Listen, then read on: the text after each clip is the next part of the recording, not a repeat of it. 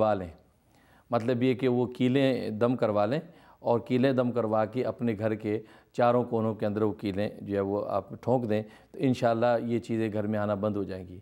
اور اس کے لیے آپ جو ہے وہ دوسرے وقت میں رابطہ کر لیں اور کیلیں پڑھوا لیں آپ، اور وہ آپ جو انشاءاللہ یہ عمل کر لیں اپنے گھر میں تو انشاءاللہ ہر چیز سے حفاظت ہو جائے گی۔ اچھا حضرت، یہ کیلیفورنیا میں ہیں تو یہ کیلیں کہاں سے پڑھوائیں؟ تو اس کا طریقہ یا تو مجھے بھجوا دیں، وہ تو وہ پورشن دیکھ لیں کتنے پورشن ہیں، فی پورشن کے اعتبار سے 4 کیلیں ہوں گی، تو اگر 3 پورشن ہیں تو 12 کیلیں، تو 2 انچ لمبی کیل وہ لوہے والی وہ بھیج دیں تو وہ دم کر کے ان کو بھیج دیں گے انشاءاللہ۔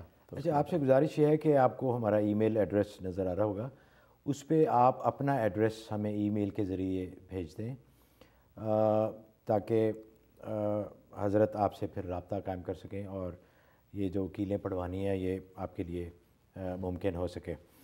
حضرت ایک اور ای میل ہے، یہ ایک ڈاکٹر ہیں، انہوں نے کہا کہ میرا نام نہ لیجیے۔ ظہر کے وقت یہ دفتر میں ہوتی ہیں اور میک اپ وغیرہ انہوں نے کیا ہوتا ہے جو کہ واٹر پروف نہیں ہوتا، یہ جو میک اپ انہوں نے کیا ہوتا ہے۔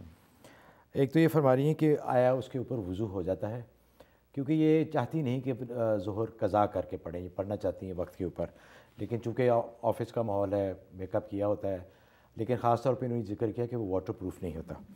تو ایک تو یہ فرما دیجئے کہ آیا وضو اس کے اوپر ہو جاتا ہے، اور دوسرا انہوں نے یہ ایک بڑا انٹرسٹنگ سوال بھیجا ہے، یہ بہت کامن پرابلم بھی ہے، یہ ہے کہ ریسٹورنٹ میں جو لوگ کھانا کھاتے ہیں، خواہ وہ گوشت نہ بھی کھائیں، ویجیٹیرین آرڈر کریں، سبزیاں پکی ہوتی ہیں، لیکن ان کا کہنا یہ ہے کہ اب ہمیں پتہ نہیں کہ کس برتن میں اس کو پکایا گیا ہے، کس تیل میں اس کو پکایا گیا ہے، کون سے چمچے جو اور دوسرے جو یوٹینسلز ہیں وہ یوز کیے گئے ہیں، آیا اس میں حرام کھانا بھی پکا ہے یا کوئی پورک بھی اس کے ساتھ لگا ہے، جیسے فرینچ فرائز ہیں، پتہ نہیں کس تیل میں ان کو فرائی کیا گیا ہے۔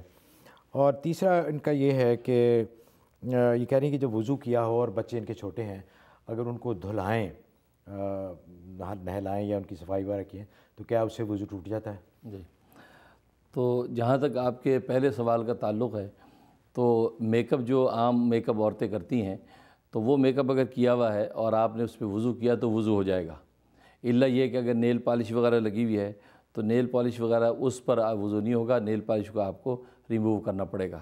اس کے علاوہ اگر جو ہے وہ سرخی پاؤڈر وغیرہ جو لگا ہوا ہے تو اس کے اوپر اگر آپ نے وضو کیا تو وضو آپ کا ہو جائے گا۔ اور دوسرا جہاں تک سوال کا تعلق ہے تو وہ پہلے بھی میں نے اس پہ عرض کیا تھا کہ غیر مسلم ریسٹورنٹ جو ہیں جہاں آپ جاتے ہیں تو وہاں اگر ایسی صورتحال پیش آتی ہے تو آپ اگرچہ ویجیٹیبل آرڈر کرتے ہیں لیکن یہ شک ہے آپ کو کہ کس آئل کے اندر پکا ہے، تو اگر وہاں شکوک و شبہات آپ کے اتنے اسٹرانگ ہیں کہ وہاں یہ چیز کا احتیاط نہیں کیا جاتا تو پھر آپ وہاں کھانا آپ کے لیے جائز نہیں ہے، تو آپ اس سے اجتناب کریں، کسی مسلمان ریسٹورنٹ میں احتیاط کے ساتھ وہاں کھانا کھائیں۔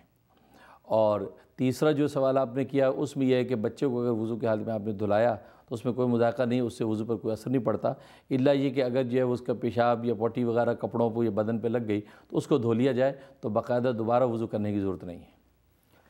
اچھا حضرت، بریک کا وقت ہوا ہے، بریک پہ جانے سے ایک ذرا مختصر سا ایک سوال ہے، بہت ساری ای میلز آئی ہیں اس کے بارے میں، خواتین نے پوچھا ہے کہ جو ان کے خاص ایام ہوتے ہیں اس دوران وہ زبانی تلاوت کر سکتی ہیں قرآن پاک کی؟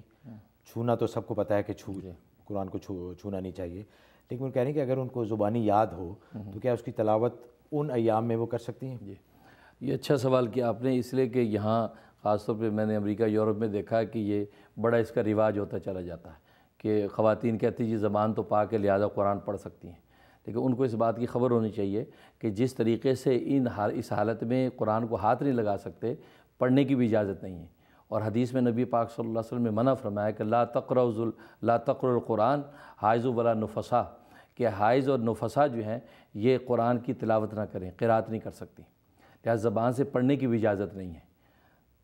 اچھا حضرت، یہ تو قرآن کے بارے میں ہو گیا، اگر کوئی اور ذکر ہے قرآن کے علاوہ، تسبیحات ہیں، ان کے بارے میں بھی یہی نہیں، حکم ہے؟ اس کے یہ کہ تسبیحات ہیں، ذکر ہیں، درود شریف ہے، دوسرے اذکار ہیں، وہ کر سکتے ہیں۔ وہ کر سکتے جیسے ہیں۔ قرآن کے بارے میں خاص یہ حکم ہے کہ نہ اس کو ہاتھ لگا سکتے ہیں اور نہ اس کی قرات کر سکتے ہیں۔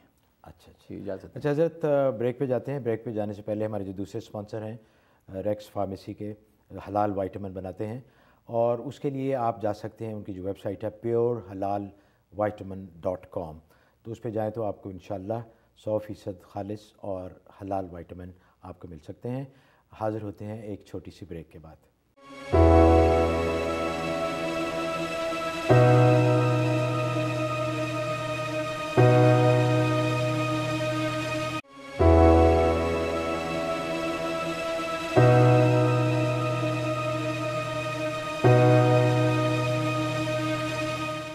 غیب کی باتیں، اس پروگرام کے ساتھ نیو یارک سے لائیو آپ کی خدمت میں حاضر ہیں۔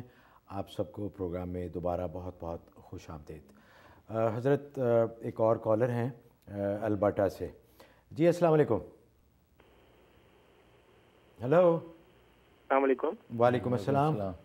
جی میرا نام اسفر قادری ہے، میں کیلگری کینیڈا سے بات کر رہا ہوں۔ جی فرمائیے قادری صاحب۔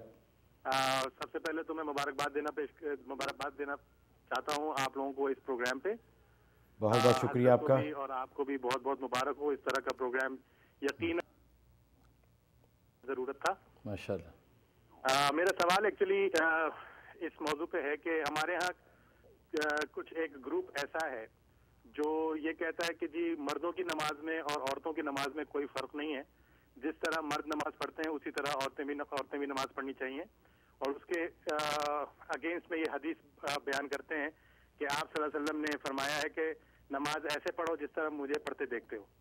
تو حضرت سے یہ مجھے سوال کرنا تھا کہ حضرت کا کیا خیال ہے اس سلسلے میں، کیا یہ گمراہی نہیں، اور اگر یہ گمراہی ہے تو اس کو کس طرح سے روکا جا سکتا ہے؟ اچھا قاضی صاحب، ذرا مجھے تھوڑی سی یہ وضاحت فرما دیجیے کہ یہ انڈیویجول نماز کی بات کر رہے ہیں یا مسجد میں جو نماز اس کی بات کر رہے ہیں؟ اچھا وہ لائن ڈراپ ہوگی۔ جی حضرت۔ جی اسفر قادری صاحب، آپ نے جو سوال کیا ہے کہ مرد عورت کی نماز کا معاملہ، کہ بعض لوگ یہ کہتے ہیں کہ مرد عورت کی نماز ایک جیسی ہے اور بعض کہتے ہیں ڈیفرنٹ ہے، تو میں تو یہ کہتا ہوں کہ بس نماز پڑھیں، مرد بھی نماز پڑھے عورت بھی نماز پڑھے، طریقہ کار نماز کا کوئی بھی اختیار کیا جائے تو نماز پڑھنی چاہیے۔ ڈیفرنس اور اوپینین ایک الگ چیز ہے، ڈیفرنس اور پرپز ایک الگ چیز ہے۔ ڈیفرنس اور اوپینین ہو جاتا ہے کوئی بات نہیں، کوئی کسی طریقے سے نماز پڑھتا ہے کوئی کسی طریقے سے، لیکن ڈیفرنس اور پرپز نہیں ہے، نماز سب پڑھتے ہیں۔ کوئی رفع دین کر کے نماز پڑھتا ہے، کوئی بغیر رفع دین کے نماز پڑھتا ہے، کوئی آمین اونچی کہتا ہے، کوئی آہستہ کہتا ہے۔ اسی طریقے سے مرد اور عورت کی نماز کا ایک اسکول آف تھاٹ کہتا ہے کہ دونوں کا طریقہ کار سیم ہے، وہ بھی اپنے دلائل پیش کرتا ہے۔ اور دوسرا جو ہے، جیسا کہ اہل سنت والجماعت کا مسلک ہے کہ مرد عورت میں جیسے اللہ نے فرق رکھا ہے ایسے اس کے نماز کے طریقہ کار میں بھی فرق رکھا ہے، اس لیے کہ مرد کے لیے اتنا پردے داری نہیں مطلوب جتنی عورت کے لیے پردے داری مطلوب ہے۔ لہٰذا ظاہر ہے کہ جب پردے کے احکام مختلف ہیں تو نماز کے طریقہ کار میں بھی اختلاف کی فطری چیز ہے، تو احادیث ادھر بھی احادیث موجود ہے۔ لیکن میں تو یہ کہتا ہوں کہ بس نماز پڑھیں، کسی بھی طریقے سے نماز اپنی نہ چھوڑیں کہ پوچھ نماز کی ہوگی۔ اللہ تعالیٰ امت کو یہ چھوٹے چھوٹے ڈفرینس سے نکالے تاکہ وہ ایک اللہ کی طرف جانے والے بن جائیں۔ ماشاءاللہ حضرت، بہت زبردست جواب دیا آپ نے۔ اچھا حضرت، اور بہت سی مساجد میں جھگڑا بھی شروع ہو گیا ہے کہ عورتیں اور مسجد میں آتی ہیں، وہ جماعت کے ساتھ پڑھتی ہیں۔ اچھا کچھ مساجد میں وہ پارٹیشن کر دیتے ہیں کہ عورتیں علیحدہ، یعنی لیکن بعض جگہ عورتوں نے یہ کہا ہے کہ جی پارٹیشن کیوں کی گئی، ہم بغیر پارٹیشن کے پیچھے کھڑے ہو کے پڑھیں گے، اس بارے میں ذرا فرمائیے۔ نہیں، یہ خیر یہ تو زیادتی عورتوں کی طرف سے کہ عورتوں کو ایسا نہیں کرنا چاہیے کہ پارٹیشن کے ساتھ ان کو نماز پڑھنی چاہیے، بغیر پارٹیشن کے وہ اوپنلی اگر مردوں کے سامنے کھڑی ہوتی ہے تو احادیث میں بھی نہیں، اگر پیچھے کھڑی ہوں، اب پیچھے کھڑی ہوں، لیکن مردوں کے بغیر کسی حائل کے کھڑا ہونا جائز نہیں ہے کہ وہ مردوں کو دیکھ رہی ہیں یا مرد یا ان کو دیکھ سکتے ہیں، تو پردے کا حائل ضروری ہے، اور یہ سارے فقہ اسلام کی مسلک ہے۔ اور یہ تو عورتوں کی زیادتی ہے، مغربیت ہے کہ وہ یہ کہتی ہے کہ ہم اس سے یہ کل کو یہ کہیں گے ہم پہلی صف میں کھڑی ہوں، تو یہ غلط ہے، ایسا نہیں ہے، بلکہ خیر القرون سے یہ طریقہ چلا آ رہا ہے کہ عورتیں پردے کے اندر جو اقتداء کرتی ہیں پردے کے بغیر جائز نہیں۔ اچھا حضرت، ایک اور کال لیتے ہیں، کیلیفورنیا سے کال ہے۔ جی السلام علیکم۔ ہیلو السلام علیکم۔ جی وعلیکم السلام، کون صاحب؟ میں علی مرتضیٰ بول رہا ہوں کیلیفورنیا سے۔ جی علی صاحب کیسے ہیں آپ، خیریت سے ہیں؟ بس ٹھیک ٹھاک۔ مفتی صاحب سے ایک مختصر سا سوال پوچھنا تھا۔ میرے ابو ہیں، انہوں نے 2006 میں حج کرنے گئے تھے، تو اس کے بعد سے ہی نا جب سے واپس آئے ہیں تو ان کا وہ اپنا کام کرتے تھے بزنس، تو اس بزنس میں کافی لاس ہو رہا ہے ایوری ایئر، اور جو قرضہ ہے نا وہ بڑھی جا رہا ہے، تو اس کے لیے مفتی صاحب سے کہنا تھا کہ کوئی ایسا عمل یا ایسا کوئی کر سکیں جس سے اس میں امپروو جی بہت بہت شکریہ علی صاحب. جی حضرت. جی اس کے لیے ہے کہ وہ ایسا کریں کہ صورت آل